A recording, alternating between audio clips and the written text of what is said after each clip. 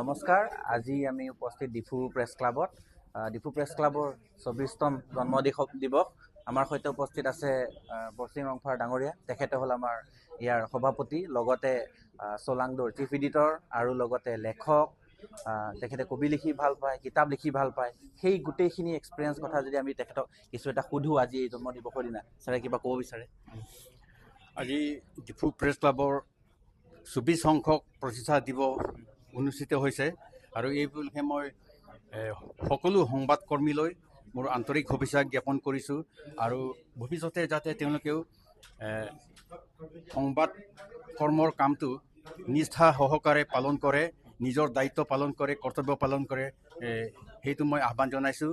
আৰু মই আশা কৰোঁ যে তেওঁলোকে নিজৰ দায়িত্ব পালন কৰিব। ইয়াৰোপৰি কোৱা হয় যে মিডিয়া হ'ল গেটকিপাৰ অফ ট্ৰুথ, সত্যৰ প্ৰহৰী। সত্যৰ প্ৰহৰী মানে কি, আমি সত্যৰ ওপৰত প্ৰতিষ্ঠিত বাতৰিবিলাকহে পৰিবহণ কৰিব লাগে বা প্ৰচাৰ কৰিব লাগে। আৰু ইয়াৰোপৰি এই মিডিয়াক মিৰৰ বা অৰ্থাৎ দাপোনৰ লগত তুলনা কৰা হৈছে, য'ত সমাজৰ ছবি প্ৰতিফলিত হয়। গতিকে য'ত সমাজৰ প্ৰতিছবি ৰিফ্লেক্ট হয়, গতিকে আমি এই আমাৰ সংবাদকৰ্মীসকলে সকলো কথা তথ্যৰ ওপৰত ভিত্তি কৰিহে বাতৰি সম্প্ৰচাৰ কৰিব লাগে। মই পুনৰ কৈছোঁ আকৌ।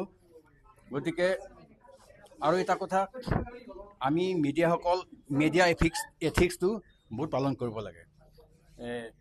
কোৱা হয় যে য়েলো জাৰ্নেলিজিম, অৰ্থাৎ হালধীয়া সাংবাদিকতা। কিন্তু হালধীয়া সাংবাদিকতা মানে কি? সেইটো হ'ল যিকোনো বাতৰি অতিৰঞ্জিতভাৱে প্ৰকাশ কৰা, সৰু নিউজকে বৰ ডাঙৰ কৰা, তাৰপাছত চেনচেশ্যনেল নিউজ দিয়া, তাৰপাছত পক্ষপাতিত্ব গ্ৰহণ কৰা, তাৰমানে বায়াছনেছ। আৰু সকলো নিউজ নিজৰ প্ৰফিটৰ কাৰণে, নিজৰ লাভালাভৰ কাৰণে, নিজৰ স্বাৰ্থৰ কাৰণে যদি কৰা হয়, সেইটো হালধীয়া সাংবাদিকতা বুলি ক'ব। মানে ঢাল খাব নালাগে।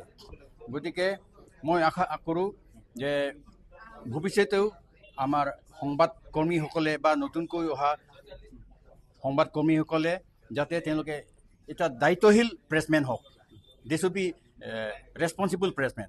গতিকে মই আশা কৰোঁ তেওঁলোক ৰেছপনচিবল প্ৰেছমেন হ'ব আৰু হালধীয়া সাংবাদিকতা নকৰিব আৰু সমাজৰ প্ৰতি তেওঁৰ দায়বদ্ধতা থাকিব আৰু থাকিব লাগিব। গতিকে নতুন প্ৰজন্মক কিবা ক'ব নি, যিসকল আজিকালি, কাৰণ দিনক দিনে দেখা গৈছে যে পৰ্টেলৰ ওপৰত পৰ্টেল, কাৰণ ফেচবুক খুলি ইউটিউব খুলি চেনেল কিবা কৰি লয়, সেই তেখেতসকলে কিছুমান বস্তু জনা দৰকাৰ উচিত নেকি, যিখিনি একদম মানে বেচিক্সখিনি? হয়, মই কৈছোঁ এইখিনি যে সাংবাদিকতাৰ যিটো মৌলিক বিষয়সমূহ সেইবোৰ তেওঁলোকে অনুধাৱন কৰিব লাগে। আৰু পৰ্টেলৰ মই বিৰোধিতা নকৰোঁ, কিন্তু তেওঁলোকে সত্যনিষ্ঠ বাতৰি পৰিবহণ কৰিব লাগে, সম্প্ৰচাৰ কৰিব লাগে, বা সেইবিলাক বাতৰি আকাৰে হ'লেও তেওঁলোকে প্ৰিণ্ট কৰিব পাৰে। গতিকে তেওঁলোকৰ প্ৰতি মই সেইটোৱেই অনুৰোধ যে তেওঁলোক এজন ভাল সাংবাদিক হওক।